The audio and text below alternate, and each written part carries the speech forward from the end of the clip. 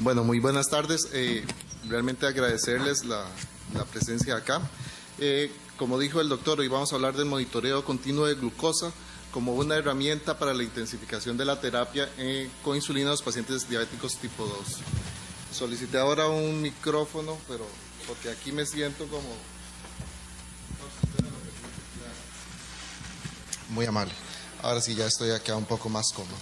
Bueno, dentro de mis conflictos de interés, aquí están presentes, y otra aclaración que tengo que hacer es que para el día de hoy yo traigo un caso y traigo varios monitoreos continuos de glucosa, los cuales son totalmente reales, de la vida real, y contamos con el consentimiento informado de la paciente para presentarlos.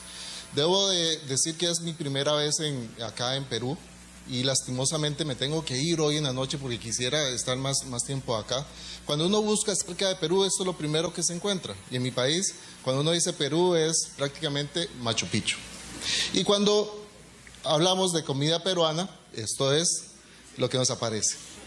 Y básicamente, Perú es ceviche.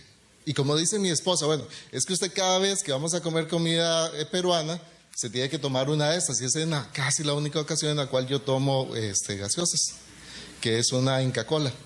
Es básicamente, si yo como comida peruana, tengo que tomar Inca Kola. Van combinados y van tomados de la mano. Pero hoy en día no vine a hablar ni de la comida ni de Machu Picchu, porque ustedes conocen más de eso que yo. Vine a hablar de ellos. Ellos son las personas que nosotros vemos todos los días, las personas que tienen sus problemas, que tienen sus patologías, y vengo a hablar de los diabéticos. Esta es una fotografía de personas de Perú, y tal vez alguno de ellos sea diabético, y debemos de controlarlos muy bien. Sabemos hoy en día que la diabetes prácticamente es una epidemia que en los países que están desarrollados y en vías de desarrollo cada vez es más frecuente. Según la estadística de la Federación Internacional de la Diabetes para el 2015, que fue la última publicación, existían en el mundo 415 millones de personas con diabetes. Y si nosotros recordamos, hace un par de años, cuando salió la del 2013, la proyección era muchísimo menor que la que tenemos actualmente. Y básicamente cada vef que la IDF hace una proyección, nosotros logramos superarla antes de que llegue ese periodo, porque la proyección es que para el 2040 hayan 642 millones de personas. Pero posiblemente vamos a llegar a este número muchísimo antes que el 2040, muchísimo antes que dentro de 35 años. Estas son las estadísticas que yo obtuve de la Federación Internacional de la Diabetes. Recordemos que pueden existir algunas diferencias con respecto a lo que manejan sus sistemas de salud, pero eso es lo que yo tenía a mano. Dice que la prevalencia es 6.4%, muy por debajo a mi país, que estamos hablando casi de un 10% de prevalencia. La gran diferencia es que ustedes, por lo menos para la Federación Internacional de la Diabetes, tienen 20 millones de personas de más de 18 años, que probablemente son un poco más, y por lo tanto esta prevalencia me va a dar más de 1 millón de personas con diabetes según la Federación Internacional de la Diabetes. Y además, dice la Federación que ustedes consumen $540 al año para el manejo de los pacientes diabéticos. Eso es lo que dice la Federación.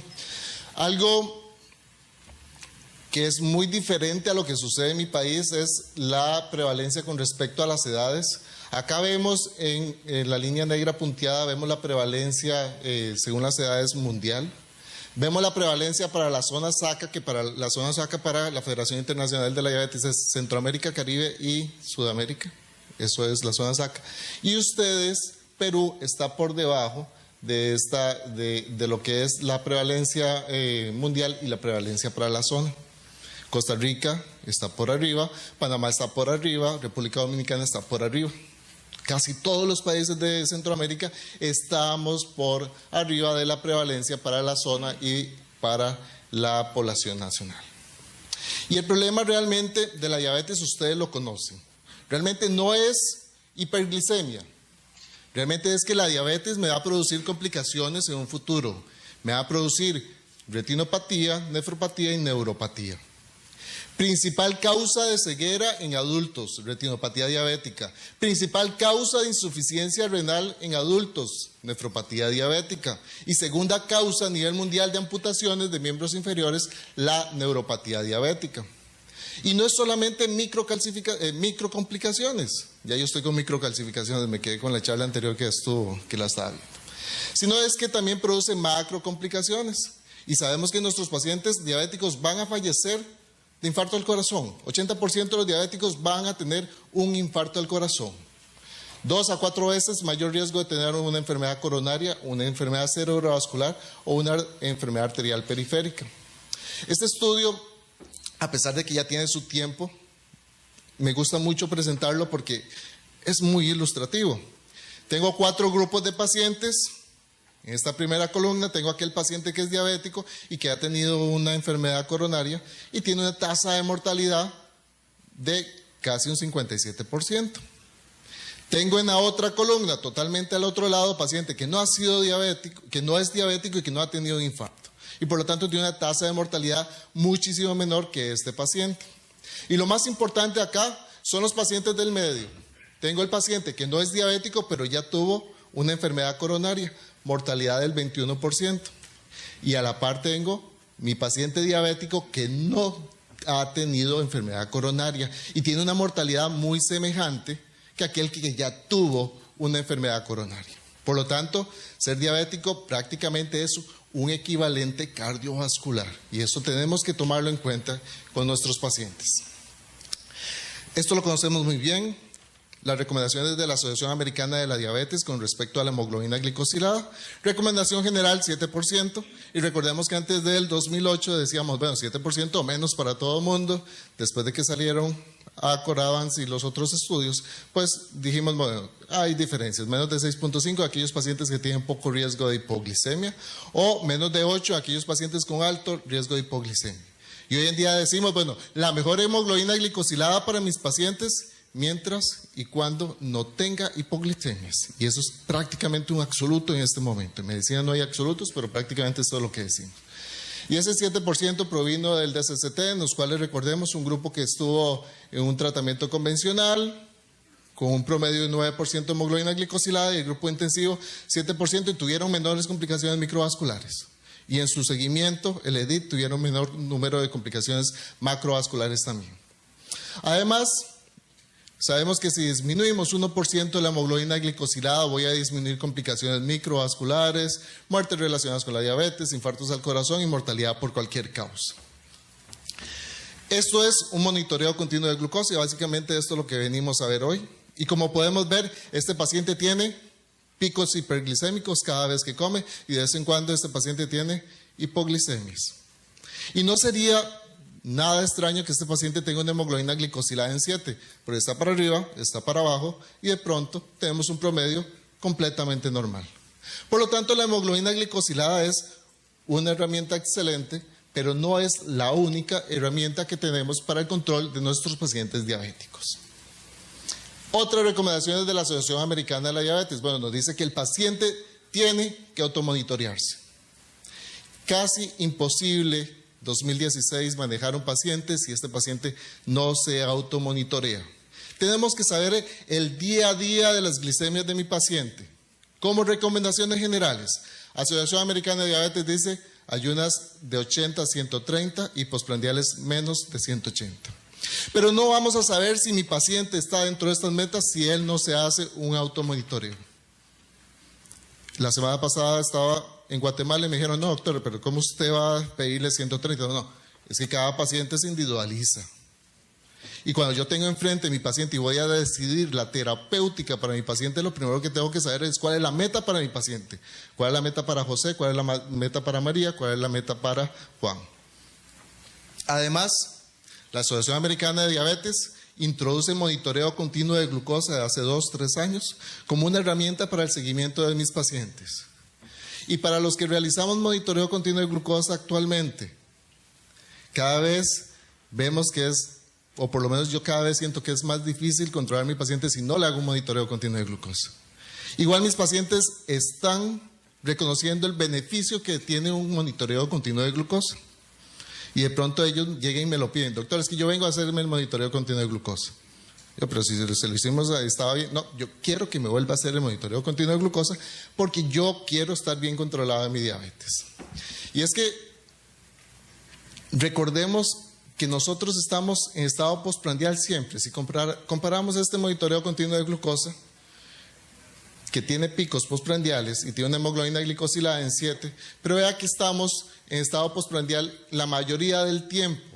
De pronto, hace unos años nos enseñaban mucho acerca de la glicemia de ayunas, pero parte pequeña del día a día estamos en ayunas. O estamos en un periodo posabsortivo total, o estamos postprandial, o estamos en un periodo posabsortivo en el día a día. Y es que la hiperglicemia postprandial es un fenómeno bastante frecuente. Vemos este estudio donde nos tienen pacientes diabéticos bien controlados, con hemoglobinas glicosiladas menores a 7. Y esos pacientes, cuando se les hizo automonitoreo, el 84% presentaba al menos una glicemia de más de 160. Y el 38%, el 40% de sus glicemias era más de 160. Y considerábamos que esos pacientes estaban bien controlados. Por lo tanto, si no hacemos automonitoreo o no hacemos un monitoreo continuo de glucosa, no vamos a saber dónde estamos fallando en nuestro paciente diabético. La glicemia postprandial va a depender de la glicemia preprandial, va a depender de la secreción temprana de insulina y sabemos muy bien que eso está afectado en nuestros pacientes diabéticos. Va a depender de la carga glicémica prandial y va a depender de la sensibilidad que tenga la insulina de esta persona, este paciente, de eso va a depender.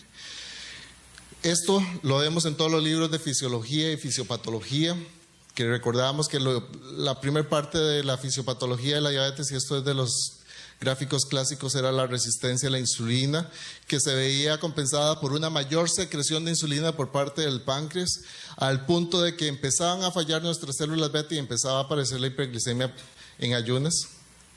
Pero de pronto tenemos que, antes de que aparezca esta glicemia de ayunas, ya tenemos hiperglicemia postprandial. Y ya está afectando esta hipoglicemia postprandial. Ya me está produciendo estrés oxidativo sobre el endotelio de mi paciente y va a producir estas complicaciones. Este estudio para mí es muy interesante. Tenemos años de duración de la diabetes con respecto a las glicemias en ayunas y veamos cómo los primeros años, 0.7 años de evolución de la diabetes, 4 años, 8 años de la evolución de la diabetes. El problema no está tanto en ayunas. Y nosotros hacemos diagnóstico con glicemia en ayunas. Eso es lo que hacemos, diagnóstico nosotros y hemoglobina glicosilada. El problema en los primeros años de la diabetes son los picos postprandiales. Veamos cómo, si ya tenemos, a pesar de tener glicemia en ayunas bastante normales, tenemos picos postprandiales importantes. A cómo va evolucionando la diabetes, 10, 11 años, ya tenemos problema tanto de la glicemia en ayunas como el pico postprandial.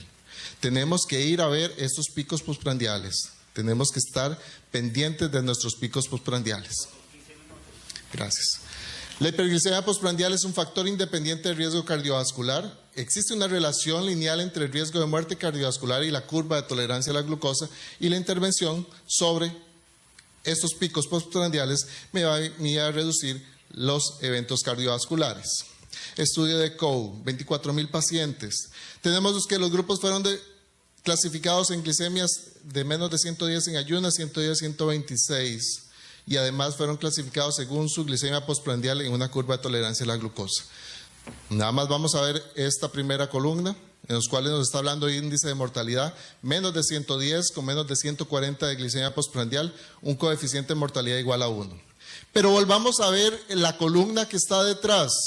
Tenemos ayunas siempre menos de 110, pero con glicemia postprandial más de 200, doble de mortalidad. Únicamente por tener este paciente picos postprandiales. Y además sabemos que si nosotros tratamos estos picos postprandiales, como se dio en el estudio STOP, vamos a disminuir el riesgo cardiovascular. En el estudio de STOP se demostró una reducción del 53% en los eventos cardiovasculares con solo atacar la parte de glicemias postprandiales. Esto es como debería ser el perfil de una persona que no es diabética. Tenemos una producción basal por parte del hígado, gluconeogénesis de glucosa, y cada vez que comemos vamos a tener una pequeña excursión, no más de 40 miligramos por decilitro de glicemia. Pero nuestro paciente diabético tiene resistencia a la insulina y tenemos un hígado que es resistente a la insulina, por lo tanto produce una mayor cantidad de glicemia basal y cada vez que este paciente va a comer va a tener un pico postprandial de 40, 60, 80, 100, dependiendo del paciente y dependiendo de lo que coma. Si yo a este paciente me voy a tratar únicamente la glicemia basal, voy a corregir este problema de hiperglicemia basal, pero voy a continuar con los picos postprandiales. O si voy a nada más a corregir los picos postprandiales y no corrijo la glicemia basal, por lo tanto voy a tener siempre problemas. Mi paciente diabético yo lo debería tener de esta manera, muy semejante a un paciente no diabético, a un paciente en el cual estoy corrigiendo la hiperglicemia basal y le estoy corrigiendo los picos postprandiales. Por lo tanto, el control de la diabetes depende de la hemoglobina glicosilada, depende de la glicemia en ayunas y depende de la glicemia postprandial. Pero no es una glicemia en ayunas cada 3 meses, no es una glicemia postprandial cada 3 meses. Es un automonitoreo o un monitoreo continuo de glucosa que básicamente es esto. Esto es lo que yo hago día a día en mi práctica clínica. Lo que hace es un dispositivo de este tamaño, que es del tamaño de una moneda un poquito más grande, de una moneda de 50 soles, que hoy me dieron una moneda de 50 soles, de 50 céntimos, perdón, 50 céntimos de soles, es un poquito más grande, mide glicemia tisular cada 5 minutos y el examen dura de 5 a 7 días y el paciente debe calibrar el monitoreo con 4 glicemias por micrométodo al día. Y esos son los resultados que veo yo. Aquí yo puedo ver cómo está mi paciente cada 5 minutos día a día. El dispositivo me lo clasifica según colores, según el día. Y además, yo puedo separar el día a día y ver qué está sucediendo. Si me interesa un día en especial, ver qué sucedió. El monitoreo continuo de glucosa, ya la Asociación de Endocrinólogos lo ha aceptado, además de la Asociación de Diabetes, Asociación Americana de Diabetes. Y en su guía dice la Asociación de Endocrinólogos que puede detectar hipoglicemia nocturna, fenómenos de ALBA, hiperglicemias postprandiales, hipoglicemias desapercibidas. Además, nos puede asistir en los cambios de regímenes de insulina y eso dice la guía que salió hace ya 2 o 3 años. Y eso es lo que estamos haciendo día a día nosotros en nuestros pacientes. Esto ya todos lo conocemos, es el esquema de tratamiento de mis pacientes diabéticos. La base del tratamiento siempre educación en diabetes, orales, y en el momento que iniciamos con insulina, bueno, tenemos que decidir cuál insulina vamos a usar, qué esquema vamos a usar. Por lo general iniciamos en un basal y luego tenemos que ir a intensificar nuestro paciente. Para recordar rápidamente la acción de las insulinas, tenemos la insulina regular, insulinas humanas, con un pico de acción aproximadamente 2-4 horas, un poco tardío según el pico de hiperglicemia. Por lo tanto, vinieron las ultra rápidas que tienen un pico más temprano a la hora y corresponden más a la hiperglicemia postprandial inmediata del paciente diabético. La insulina NPH, que recordemos que su pico de acción es aproximadamente a las 8ª o 10ª hora. Y vienen los análogos ultralentos, Levemir, que en la gran mayoría de ocasiones, y esto clínicamente uno lo logra visualizar, no le alcanzan las 24 horas, tiende a caer un poco antes la vida media. Glargina sí tiene una vida media de 24 horas y las insulinas más recientes como la U300, Glargina U300 y Degludec, que tiene una vida media de más de 24 horas. Pero además podemos tener una premezcla en la cual nos va a combinar una ultra rápida con una fase basal para compensar a nuestro paciente. Cuando nosotros estamos en un paciente que ya estamos pasando de orales, pasamos a insulinización, tenemos que decir, bueno, ¿qué esquema voy a utilizar? La Asociación Americana de la Diabetes nos da este esquema para usar insulina, dice, por lo general usted va a iniciar con insulinas basales. Y eso es lo que hacemos día a día, iniciamos con insulinas basales, dependiendo del paciente. Habrá pacientes que no iniciamos acá, sino iniciamos acá o iniciamos acá o iniciamos acá. Pero el día a día va a ser eso. Tenemos aquel paciente con orales y tenemos una insulina basal. Cuando se nos empieza a escapar este paciente del control, tenemos que decidir, bueno, nos vamos a ir a basar más bolos o nos vamos a ir a una premezcla. Y esto depende de cada paciente. Y el esquema que nos da la Asociación Americana de la Diabetes tiene algunas otras características interesantes. Nos habla de número de inyecciones, una inyección para el basal, 2 inyecciones para basal más un bolo o para premezcla, o 3 inyecciones o más para un basal más bolos. Pero además nos habla de flexibilidad. Posiblemente si yo tengo un basal más bolos voy a ser un poco más flexible, porque si de pronto este paciente me cuenta carbohidratos, yo puedo utilizar cierta cantidad de insulina ultra rápida para tantos carbohidratos y puedo utilizar cierta cantidad para otros carbohidratos. En el caso de las premezclas son menos flexibles porque la combinación siempre es la misma la que yo voy a utilizar. Si yo decidí que este paciente va a utilizar una combinación 25%, le estoy dando 25% de un análogo ultra rápido y 75% de uno lento. Pero nos habla de complejidad y yo creo que esto es lo más importante del esquema. Porque no todos los pacientes podrán hacer un basal más bolos o no todos los pacientes podrán hacer una premezcla. Y es menos complejo hacer una premezcla que hacer un basal más bolos. Realmente esta parte, y yo siempre he dicho, ese escalón de basal más un bolo, prácticamente no lo hacemos. ¿Cuántos de nosotros tenemos un paciente con un basal más un bolo? Cuando ya decidimos manejo de las postprandiales tenemos basal más bolos. No tenemos basal más un bolo. Entonces, o esta que es un poco más compleja o la premezcla que es menos compleja, y esto depende de cada paciente. Y nosotros tenemos que ver cuál es el mejor esquema para nuestro paciente.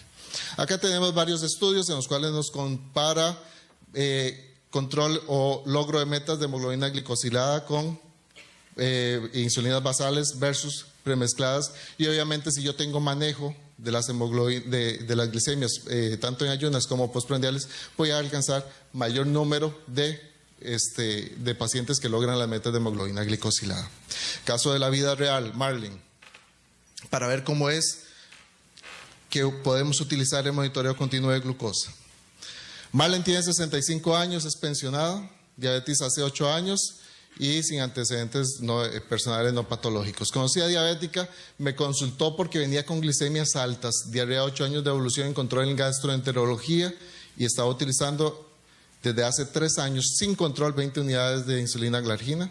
Fue donde un endocrinólogo le puso 20 unidades de insulina glargina y nunca más se volvió a controlar. Y además estaba utilizando metformina.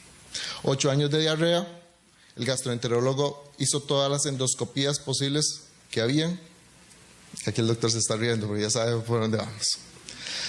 Una presión 130/78, un índice de masa corporal en 33 y en ese momento en mi oficina tenía 212 de glucometría. Me costó casi 10 minutos poder convencerla que se hiciera una glucometría porque Marlene no le gustaba en ese entonces punzarse el dedo. Le quité la metformina, le dije que me empezara a reportar las glicemias para titulación de la glargina. La llamo 2 días después, me dice no tengo diarrea por primera vez, sus glicemias no me las he realizado porque me duele mucho. Volvimos a lo mismo. Seguía utilizando 20 unidades de glargina, no había forma de corregirla a esta paciente. Se desaparece, me llega un mes después, sin diarrea, 20 unidades de glargina y se sentía muy bien. Y ella estaba muy feliz. Marlene tiene la particularidad que le gusta viajar mucho y hace viajes extremos. Por ejemplo, en este mes se había ido 15 días a andar en un tren únicamente, sin bajarse de las estaciones de Chicago a Las Vegas, creo que era el tren. Le hago una glucometría y estaba en 416, pero ella decía que se sentía muy bien. Entonces, empezamos, ya la convenzo de que se tiene que hacer sus glicemias y cita una semana después, estaba utilizando 28 unidades de glargina con glicemias en ayunas entre 70 y 120 y algunas glicemias hiperglicemias postprandiales tenía en esta semana. Aquí queda, le agregamos medicación oral, obviamente sin metformina, le podemos subir la insulina basal, le podemos dar un basal más bolos o le podemos dar una premezcla. Y realmente para contestar esta pregunta le hago un monitoreo continuo de glucosa. Aquí tenemos a Marlene. ¿Cómo se comporta día a día? Por lo general el sábado de Marlene siempre es un poco desastroso, era un poco desastroso. El domingo veamos este pico que hace casi de 300. Y tenemos que algunos días anda más bien con hipoglicemias durante la madrugada. La primera pregunta, agregamos medicación oral. En la actualidad tenemos bastantes familias diferentes a la metformina. Podemos agregarle un inhibidor de SGLT2, podemos agregarle un inhibidor de PP4.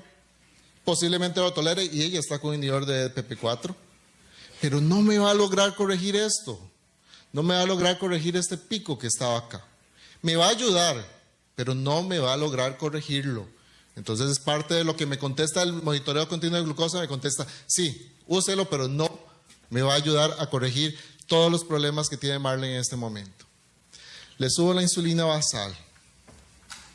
Si yo sigo subiendo la insulina basal en esta paciente, voy a provocar más hipoglicemia durante la madrugada y no voy a lograr corregir esos picos postprandiales.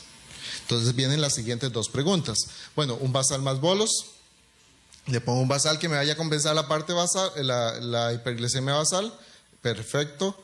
Y le pongo un bolo cada vez que Marlene come y voy a lograr compensarlo. O le coloco una premezcla en el cual me va a compensar la parte basal y me va a compensar los bolos. Nos devolvemos de nuevo al esquema de la Asociación Americana de la Diabetes. Tenemos que individualizar nuestro paciente. Bueno, ¿Marlene está para un basal más bolos o está para una premezcla? ¿Marlene le gusta viajar? ¿Marlene no quiere complicarse la vida? Y yo lo discuto con mis pacientes. Yo le digo, bueno, es que basal más bolos es una responsabilidad.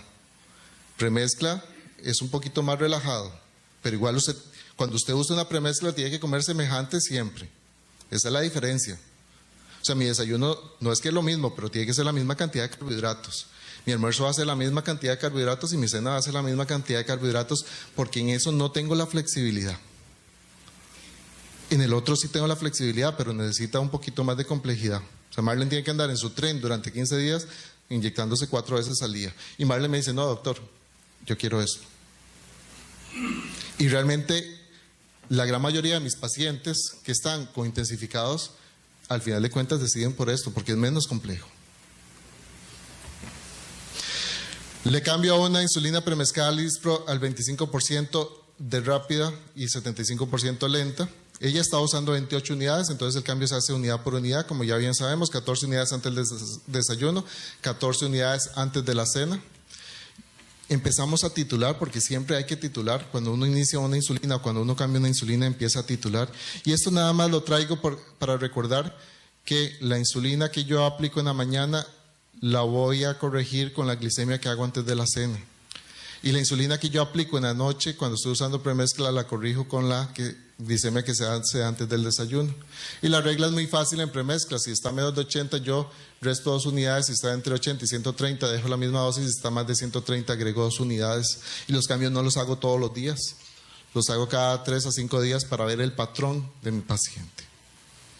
Este es el monitoreo continuo de glucosa de Marlene, utilizando 18 unidades de premezcla y 16 antes de la cena.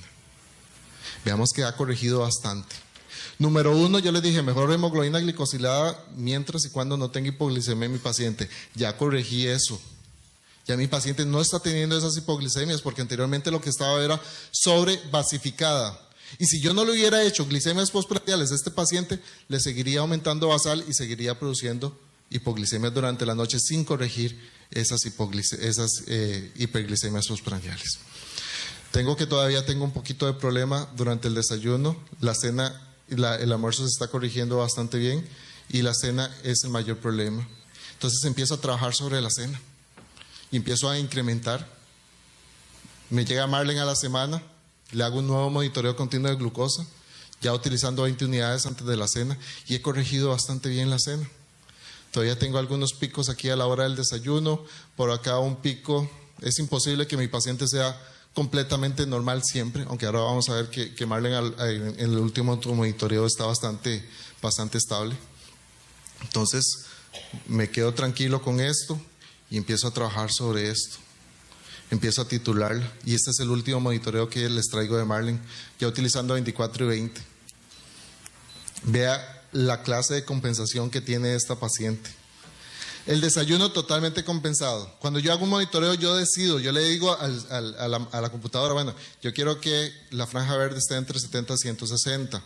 Pero igual yo le puedo decir, bueno, no quiero 160, quiero 180. Pero en caso de Marlene, yo lo definí entre 70 y 160. Vea el desayuno cómo se ha compensado. Veamos la cena cómo se ha compensado. Un poquito de hiperglicemia. Este día fue domingo. Marlene siempre se porta mal los fines de semana, sábado y domingo.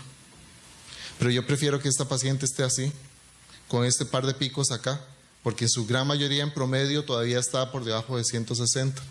Que aumentarle un poquito más aquí la insulina y empezar a tener una hipoglicemia. Entonces, el monitoreo continuo de glucosa cada vez yo siento que es necesario realizarlo en nuestros pacientes. Si no realizamos automonitoreo o monitoreo continuo de glucosa, nos damos cuenta dónde está fallando nuestro paciente. Siempre tenemos que ir a ver eso. Para mí el monitoreo continuo de glucosa en la actualidad es una maravilla. Mis pacientes se ven beneficiados del monitoreo continuo de glucosa. Si de pronto nosotros no lo tenemos a disponibilidad o el paciente no lo puede pagar porque es un estudio que es costoso, bueno, hagamos automonitoreo. Pero tenemos que vigilar cómo están las glicemias del día a día de nuestros pacientes. Ya para concluir, el manejo actual de la diabetes comprende control de la hemoglobina glicosilada, glicemia de ayunas y postprandiales. En el momento que sea necesario intensificar a nuestro paciente con insulina, tenemos que intensificarlo. No podemos darle más tiempo a nuestro paciente que se compense. No, tenemos que intensificarlo, tenemos que trabajar sobre este paciente. Y el monitoreo continuo de glucosa es una excelente herramienta que nos puede guiar en el control de nuestros pacientes. Y eso es lo que tenía. Muchas gracias. Muchas gracias, doctor. Felicitaciones por su brillantez. Sí, espectacular presentación. Tenemos 15 minutos para preguntas del auditorio. Doctor, yo voy aprovechando de mi condición de moderador. Este monitoreo tiene un puerto en el tejido celular subcutáneo, sí, en el intersticio. Sí, lo que tiene es una cintilla que es de oro para no producir infecciones. Una cintilla de 3 milímetros de largo por 1 de ancho. Y el monitoreo, me voy a volver, bueno, es que ya me quitaron la... Si me pueden poner la presentación.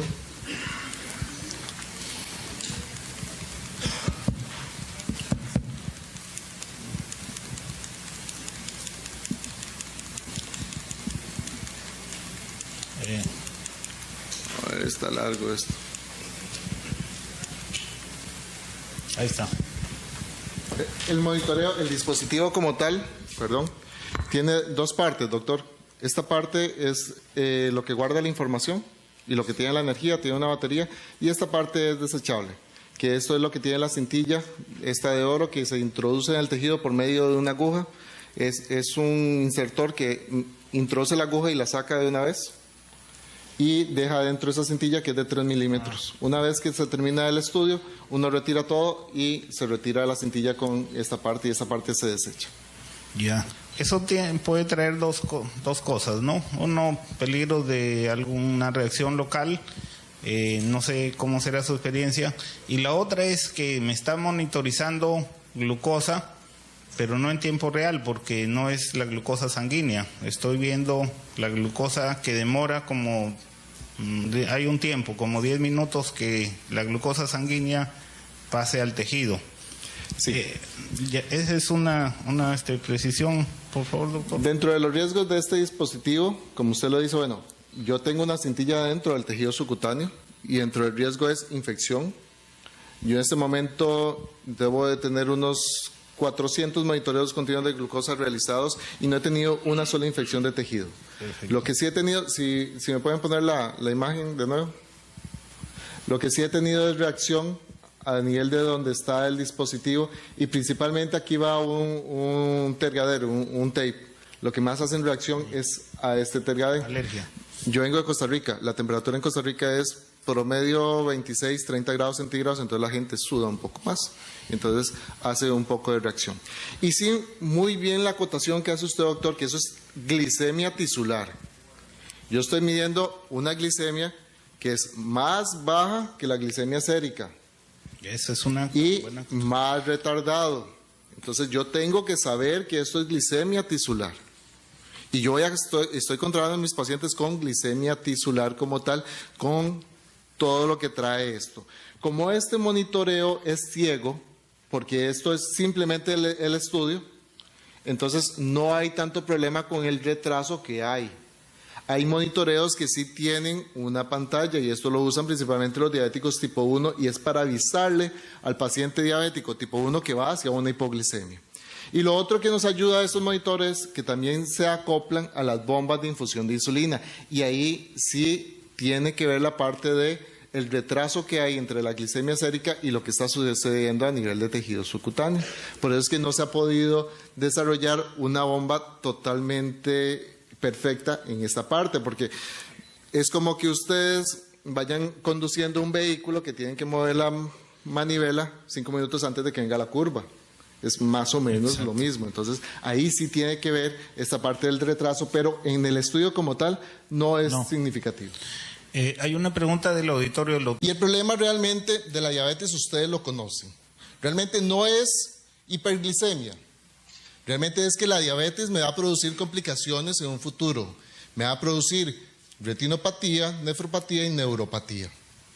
Principal causa de ceguera en adultos, retinopatía diabética. Principal causa de insuficiencia renal en adultos, nefropatía diabética. Y segunda causa a nivel mundial de amputaciones de miembros inferiores, la neuropatía diabética. Y no es solamente microcomplicaciones. Ya yo estoy con microcalcificaciones, me quedé con la charla anterior que la estaba viendo. Sino es que también produce macrocomplicaciones. Y sabemos que nuestros pacientes diabéticos van a fallecer de infarto al corazón. 80% de los diabéticos van a tener un infarto al corazón. 2 a 4 veces mayor riesgo de tener una enfermedad coronaria, una enfermedad cerebrovascular o una enfermedad arterial periférica. Este estudio, a pesar de que ya tiene su tiempo, me gusta mucho presentarlo porque es muy ilustrativo. Tengo 4 grupos de pacientes de estadística de la Federación Internacional de la Diabetes para el 2015, que fue la última publicación. Existían en el mundo 415 millones de personas con diabetes. Y si nosotros recordamos, hace un par de años, cuando salió la del 2013, la proyección era muchísimo menor que la que tenemos actualmente. Y básicamente cada vez que la IDF hace una proyección, nosotros logramos superarla antes de que llegue ese periodo, porque la proyección es que para el 2040 hayan 642 millones de personas. Pero posiblemente vamos a llegar a este número muchísimo antes que el 2040, muchísimo antes que dentro de 35 años. Estas son las estadísticas que yo obtuve de la Federación Internacional de la Diabetes.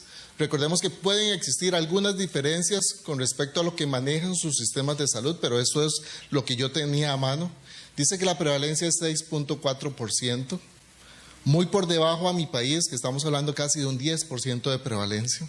La gran diferencia es que ustedes, por lo menos para la Federación Internacional de la Diabetes, tienen 20 millones.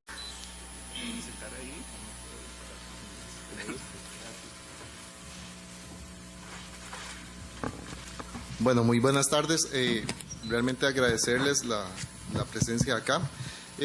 Como dijo el doctor, hoy vamos a hablar del monitoreo continuo de glucosa como una herramienta para la intensificación de la terapia con insulina a los pacientes diabéticos tipo 2. Solicité ahora un micrófono, pero porque aquí me siento como... Muy amable. Ahora sí, ya estoy acá un poco más cómodo. Bueno, dentro de mis conflictos de interés, aquí están presentes, y otra aclaración que tengo que hacer es que para el día de hoy yo traigo un caso y traigo varios monitoreos continuos de glucosa, los cuales son totalmente reales, de la vida real, y contamos con el consentimiento informado de la paciente para presentarlos. Debo de decir que es mi primera vez acá en Perú, y lastimosamente me tengo que ir hoy en la noche porque quisiera estar más tiempo acá. Cuando uno busca acerca de Perú, esto es lo primero que se encuentra. Y en mi país, cuando uno dice Perú, es prácticamente de personas de más de 18 años, que probablemente son un poco más. Y por lo tanto, esta prevalencia me va a dar más de 1 millón de personas con diabetes, según la Federación Internacional de la Diabetes. Y además, dice la Federación que ustedes consumen $540 al año para el manejo de los pacientes diabéticos. Eso es lo que dice la Federación. Algo que es muy diferente a lo que sucede en mi país es la prevalencia con respecto a las edades. Acá vemos en la línea negra punteada, vemos la prevalencia según las edades mundial. Vemos la prevalencia para la zona SACA, que para la zona SACA para la Federación Internacional de la Diabetes es Centroamérica, Caribe y Sudamérica. Eso es la zona SACA. Y ustedes, Perú, está por debajo de lo que es la prevalencia mundial y la prevalencia para la zona. Costa Rica está por arriba, Panamá está por arriba, República Dominicana está por arriba. Casi todos los países de Centroamérica estamos por arriba de la prevalencia para la zona y para la población nacional. Machu Picchu. Y cuando hablamos de comida peruana, esto es lo que nos aparece. Y básicamente Perú es ceviche. Y como dice mi esposa, bueno, es que usted cada vez que vamos a comer comida peruana, se tiene que tomar una de estas, y esa es casi la única ocasión en la cual yo tomo gaseosas, que es una Inca Kola. Es básicamente, si yo como comida peruana, tengo que tomar Inca Kola. Van combinados y van tomados de la mano. Pero hoy en día no vine a hablar ni de la comida ni de Machu Picchu, porque ustedes conocen más de eso que yo. Vine a hablar de ellos. Ellos son las personas que nosotros vemos todos los días, las personas que tienen sus problemas, que tienen sus patologías, y vengo a hablar de los diabéticos. Esta es una fotografía de personas de Perú y tal vez alguno de ellos sea diabético y debemos de controlarlos muy bien. Sabemos hoy en día que la diabetes prácticamente es una epidemia que en los países que están desarrollados y en vías de desarrollo cada vez es más frecuente. Según la